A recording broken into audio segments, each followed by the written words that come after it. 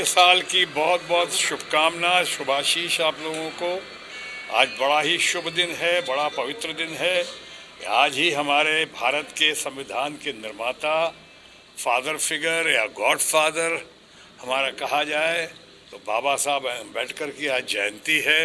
और आज ही यहाँ पे कैंडल फाउंडेशन की तरफ से आयोजित इस प्रार्थना सभा में मुझे आने का सौभाग्य प्राप्त हुआ।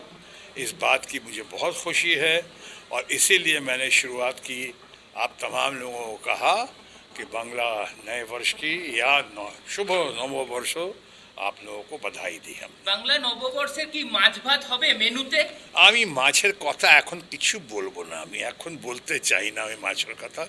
और जा हो मेरा प्राइवेट मामला है, जो होगा सो होगा।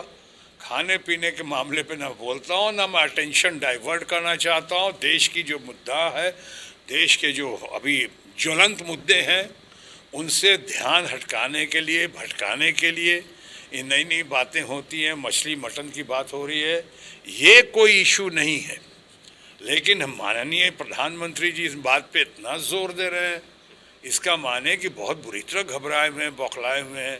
उनको लग रहा है कि इस बार जो इलेक्ट्रल बॉन्ड का, और इलेक्ट्रल बॉन्ड के मामले में बता दूं, अभी सीबीआई ने एक एफआईआर मेगा इंजीनियरिंग के वो एक्सटॉर्शन रैकेट पे या मेगा इंजीनियरिंग का जो सबसे ज़्यादा पैसा आया 968 करोड़ यानी ऑलमोस्ट 1000 करोड़ जो दिया है, उस पर बहुत ज़ोर से भी कोशिश तो की है सीबीआई ने एफआईआर करके एक्शन देने की।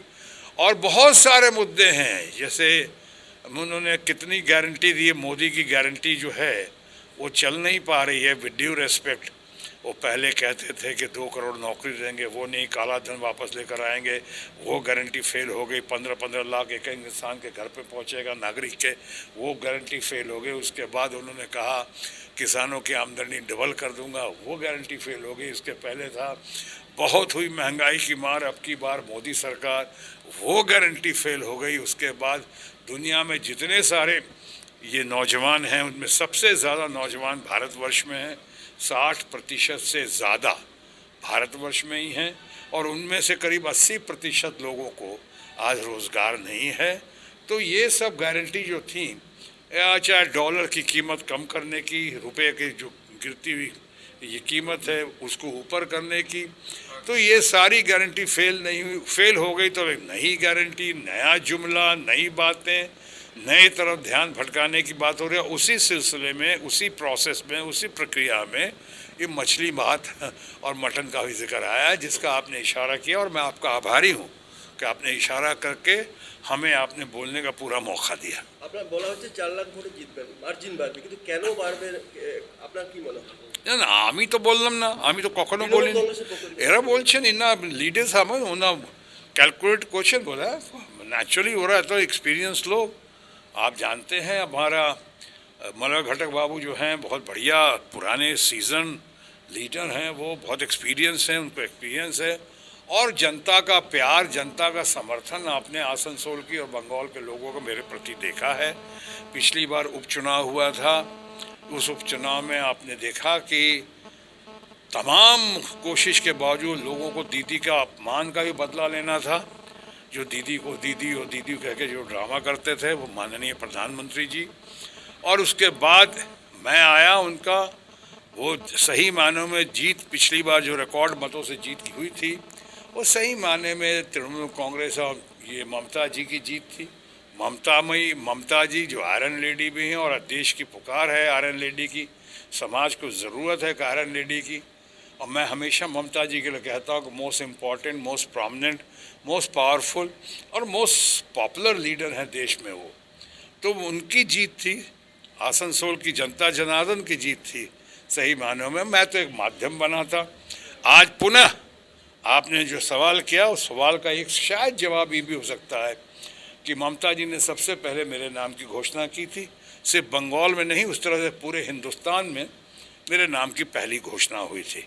तो जो उनका विश्वास है, ममता जी का नेतृत्व, ममता जी का व्यक्तित्व यानी पर्सनालिटी इन टोटलिटी, उनकी लीडरशिप, उनके प्रति फॉलोइंग, ऊपर से मेरा आ जाना, तो साथ में फिर से पहला कैंडिडेट होकर, तो मैं समझता हूँ इन बातों को देखते हुए यहाँ की आसनसोल की जनता जनार्दन और बंगाल की आवाम इस बात से सहमत है कि हम हो सकता है हमारे प्रति कि इस बार एक नया रिकॉर्ड कायम कर पाएं पुराने रिकॉर्ड को तोड़ते हुए, इसीलिए कहा है नीरो। उपचुनाव में आपने अग्निमित्रा पॉल को हराया था जब उन्होंने कहा था कि वो आसनसोल का लेडी है। अभी ये अहलुवालिया कह रहा है कि हम भूमिपुत्र हैं, क्या कहेंगे?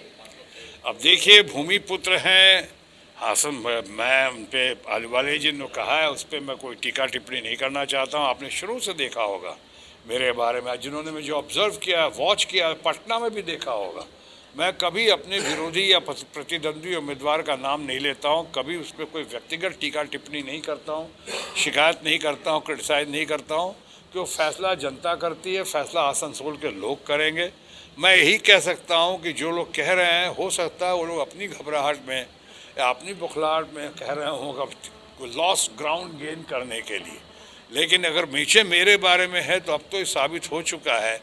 जिस तरह से मैं आसनसोल में चुनाव के बाद लोग कहते थे कि मैं शायद दिखूंगा नहीं, आऊँगा नहीं, आप सबने देखा हर महीने 2-3 बार आता रहा, हर महीने 10-15 दिन आसनसोल में ही रहा, हर पर्व त्यौहार पे, चाहे दुर्गा पूजा हो कि छठ मैया का आशीर्वाद लेना हो कि आपको ईद हो, बकरीद हो, क्रिसमस हो, सारे त्यौहार में मैं यहाँ रहा हूँ और कई कई दिन रहा हूँ एक साथ। तो मैं ये कहूँगा कि आज मेरा 3 घर है, एक मुंबई है, एक पटना है और अब सही मायनों में आसनसोल भी मेरा घर हो चुका है, मेरी कर्म भूमि भी है और मेरा अपना घर भी है। धन्यवाद। हमसे जुड़े रहने के लिए हमारे YouTube चैनल को सब्सक्राइब करें और नई वीडियो की नोटिफिकेशन के लिए बेल आइकॉन को दबाएं।